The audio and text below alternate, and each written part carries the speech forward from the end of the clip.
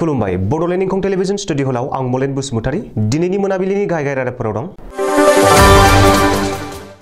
आसामाव दैबानाजों 24 घन्टायाव 4 सुबुंनि जिउ खहा। सावस्रि बिफाननि सायख' आनजादखौ फावसायबाय।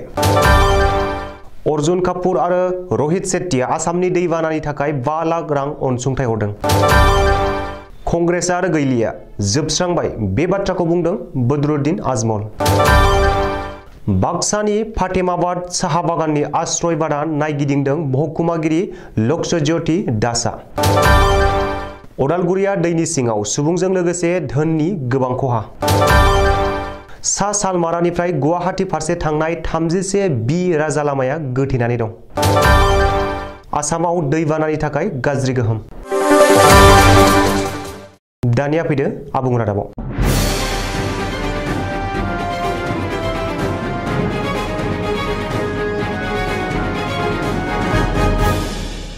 रायजोनाङै खना खनला दैबानानि गिख्रंथाव थासारि। बेनि गेजेरावनो थांनाय 24 घन्टानि गेजेराव रायजोआव दैबानाजों 4 सुबुंनि जिउ गोमाबाय होननानै खौरां मोनदों। बेनि अनगायैबो रायजोनाङै मोन 25 जिल्लानि मोन 72 रेभिनिउ सार्कलआव 12 लाखनिबो बांसिन सुबुंफोरा दैबानानि अलखद थासारियाव भुगिनांदों आरो जालाखार जानांदों। रिपर्ट बादिब्ला रायजोनि नैथि दैबानायाव 19,782.8 हेक्टर हाजों लोगोसे 1,510 निबो बांसिन गामिफोरा दै सिङाव गोदोनानै दं। रायजोनि माखासे जिल्लाफोराव दैबानानि अलखद थासारिनि थाखाय स्कुल कलेजफोरखौ बन्द खालामनो गोनां जादों।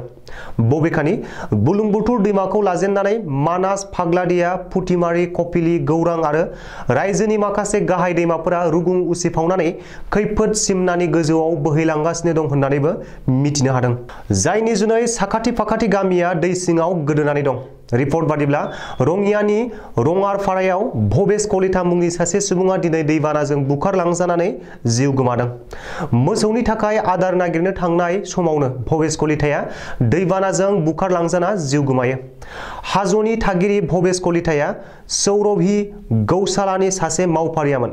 उननि समाव SDRF बिफाना भबेश कलितानि गोथै सहखौ बोखाङो। मख'नो गोनांदि आथिखाल थासारिखौ नायनानै आसामाव दैबानाजों जिउ गोमानायनि सुबुङा आरोबाव बांबावनो हागौ होननानै सन्देह खालामदों।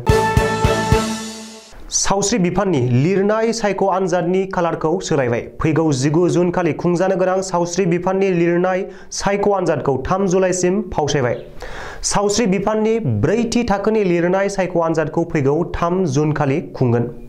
गुवाहाटी नोगोरमाजों लोगोसे रायजोनाङै जे अखा हानानै गिख्रंथाव दैबाना लोमसावनायनि थाखाय 19 जुन खालिनि सावस्रि बिफाननि सायख' आनजादखौ 3 जुलाइसिम फावसायनाय जाबाय होननानै सावस्रि बिफाननि नटिफिकेसन फोसावदों। मख'नो गोनांदि रायजोनाङै दैबाना लोमसावनायनि थाखाय रायजोनि माखासे स्कुल कलेजफोरखौ बन्द खालामनो गोनां जादों आरो बेखौ नोजोर होनानैनो 19 जुन खालि खुंजानो गोनां सावस्रि बिफाननि सायख' आनजादखौ फावसायनाय जादों। आसामनि दैबानायाव भुगिनांनाय सुबुंफोरनि थाखाय बलिउड स्टारनि अनसुंथाइ। बलिउड एक्टर अर्जुन कापुर आरो मुंदांखा डाइरेक्टर रहित शेट्टीआ 5 लाख रां अनसुंथाइ हरदों। गिख्रंथाव दैबानाजों भुगिनांनाय सुबुंफोरनि मददनि थाखाय आखाइ फोलावहरदों बलिउड स्टार अर्जुन कापुर आरो रहित शेट्टीआ। दैबानायाव भुगिनांनाय सुबुंफोरनि मददनि थाखाय रहित शेट्टीआ आरो अर्जुन कापुरआ गिबि मन्थ्रिनि रिलिफ फान्डआव 5 लाख रां अनसुंथाइ हरदों। गिबि मन्थ्रि डक्टर हेमन्त बिश्व शर्माया दिनै टुइटाराव टुइट खालामनानै बे खौरांखौ फोसावदों। बेजों लोगोसेनो आसामनि अलखद थासारियाव मददनि थाखाय अनसुंथाइ हरनायनि थाखाय गिबि मन्थ्रिया बलिउड एक्टर अर्जुन कापुर आरो डाइरेक्टर रहित शेट्टीखौ साबायखर बावदों। मख'नो गोनांदि आसामाव जुब जुब अखा हाबाय थानायनि जाहोनाव गुबुन गुबुन दैमाफोरा उसिफावनानै थागिबि सुबुंफोरा दैबानानि गिख्रंथाव जेंनाजों भुगिनो गोनां जादों। बेजों लोगोसेनो सरासनस्रा थागिरि सुबुंफोरा धोन सम्पति सिलिंखार जानायजों लोगोसेनो थानाय जानायावबो गोबां जेंना नुजाथिदों। रोजा रोजा सुबुंफोरा गावबा गावनि न' बां धोन सम्पति नागारनानै रैखाथि बादायाव आश्रय लाहैनो गोनां जादों। बे समाव आसामाव दैबानानि उदखार जेरैथिंबो खना खनला गिख्रंथाव थासारि रोजा रोजा सुबुंफोरा न' बां गारनानै रैखाथि बादायाव आश्रय लाहैनो गोनां जादों। बेफोर गासैखौबो नोजोर होनानै बिजेपिआ फैगौ 25 जुनसिम जायखिजाया आफादारि हाबा हुखाफोरखौ दोनथ'बाय होननानै फोसावदों। बेजों लोगोसे गासैबो हानजा आरो आफादफोरखौ खौसे जाना रायजो राजानि खामानि मावनो खावलायदों। गुबुन फारसे AIUDF नि गाहाय आरो धुबुरीनि MP मौलाना बदरुद्दीन आजमलाबो आसामनि दैबानानि जेंनानि सायाव नोजोर होनो आरो सार्भे खालामनो थाखाय गाहाय मन्त्रि नरेन्द्र मोदीखौ खावलायदों। बेनि गेजेरजोंनो आजमला कंग्रेसनि सायाव गावनि रिएक्शन होदों। आजमला कंग्रेसखौ थांखिनानै बुंदों दि कंग्रेसआ आरो गैलिया। भुपेन बराया जोंनि दोलोआव फैदो नङाब्ला बिजेपिआव थां। कंग्रेसआ जोबस्रांबाय।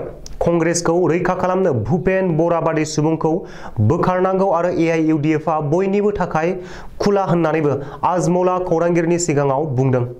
मख'नो गोनांदि आजमला खौरांगिरिजों मोगा-मोगि जानाय समाव कंग्रेसनि होखारजानाय MLA शेरमान आली आहमेद आरो रसुल हक बाहादुरखौ साखाथियाव नुनो मोनदों। बिसोर सानैखौबो AIUDF नि दैदेनगिरिफोरा गामसा गानहोनानै बरायदों।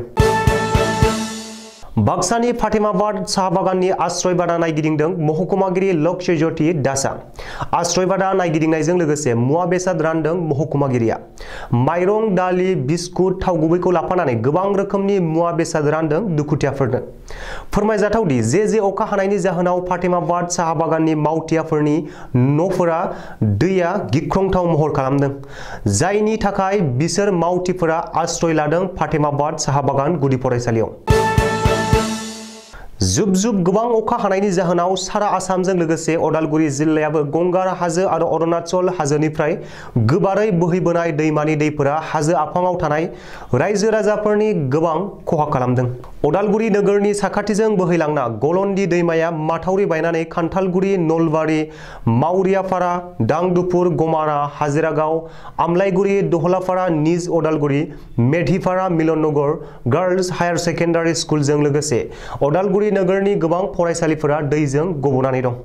बे लोमस्राव जानाय गामिफोरनि रायजो राजाफोरा आथिखालाव गोजौ जायगायाव खुंथाय आफादा रिलिफ केम्प खालामनानै होनायाव आश्रय लादों। दासिम गासै 1500 नखरफोरा गलन्दि दैमानि लोमस्रावनाय दैजों भुगिनांदों। बेराफारसे बे लोमस्राव जानाय जायगाफोरखौ नायगिदिंनानै एबसुनि आफादगिरि दिपेन बर'आ सुलाद लायो आरो सोरखारनि फारसे थाब राहा लानो खावलायहरदों। मख'जायोदि बे गलन्दि दैमानि माथावरि बानायनो थाखाय आसाम सोरखारनिफ्राय गोबां कौटि रां मन्जुर जादोंमोनब्लाबो मोजाङै खामानि मावनाय जायासै। जाहोनाव बिनि थाखायनो अदालगुरिनि थागिबि रायजोफोरा बेबायदि गाज्रि अलखद आरो हालोदाव भुगिनांबाय होननानै बुंसारो। बुरलुंबुथुर दैमानि सा आरो खोला फारसे फोनांजाब गैलिया। दुलाराय आसाम नाङै जुब अखा हाबाय थानायाव आफां आसामनि दाब जिल्लायाव दैबानानि हालोदा जोबोर गाज्रि गोहोम गोग्लैदों। बङाइगाव जिल्लानि सा सालमारिनिफ्राय गुवाहाटीआव थांनाय NH-31B हादरारि राजा लामाया थांनाय फैनाय हान्था मेलानि थाखाय गोथेनानै दं। जागि गहपा ओनसोलाव खुजिया दैमानि दैया 31B हादरारि राजा लामाजों उसिफावनानै बुरलुंबुथुर दैमायाव बाग्लायलांनायनि जाहोनाव खुंथाया गासैबो रोखोमनि गारि मटरखौ थांनो एबा फैनो होथ'वाखै। मानो होनोब्ला जायखिजाया समावनो गेदेर जाब्रबथाय जानो हागौ। बेनिखायनो आथिखालाव बुरलुंबुथुर दैमानि सा आरो खोला फारसे फोनांजाब राहाया गोथेनानै दं। गुबुन फारसेथिं बोथोर बिगियाना आसाम आरो मेघालयखौ रेड एलार्ट फोसावबाय। थाद'नाय आरो जिरायनाय गैयै जुब अखा हानायाव आथिखालाव आफां आसामनि हान्था मेला खाबुफोरा गोथेनानै दं। NF रेलवेआ दिनै सुक्रुबारखालि माखासे हान्थियारि रेलवेफोरखौ खारहोनो हायैनि सिबिथायखौ दोनथ'नो गोनां जादों। लोगोसे माब्ला सिबिथाय होफिनगोन बेखौबो रोखा फोरमायाखै। गासै गं 6 हान्थियारि रेल फारियै निउ बङाइगाव गुवाहाटी हान्थियारि रेल, गुवाहाटी आलिपुर दुवार सिफुं पेसेन्जार, आलिपुर दुवार गुवाहाटी सिफुं पेसेन्जार, आलिपुर दुवार लामदिं इन्टारसिटि एक्सप्रेस, लामदिं Alipurduar intercity express, Guwahati New Bongaigaon passenger रेलनि सिबिथाया बन्द जादों। बेनि अनगायैबो निउ बङाइगाव स्टेशननिफ्राय रङिया जानानै गुवाहाटी फारसे थांनाय गासै गं 7 एक्सप्रेस रेलनि लामाखौ सोलायनानै गवालपारा जानानैसो खारहोनाय जादों। मख'नो गोनांदि आथिखालाव निउ बङाइगावनिफ्राय रङिया जानानै गुवाहाटी फारसे थांनाय लामायाव गोबां दैबानानि गाज्रि गोहोम गोग्लैनानै दं। दिनैनि रादाबा एसेनोसै। गोजोन्थों।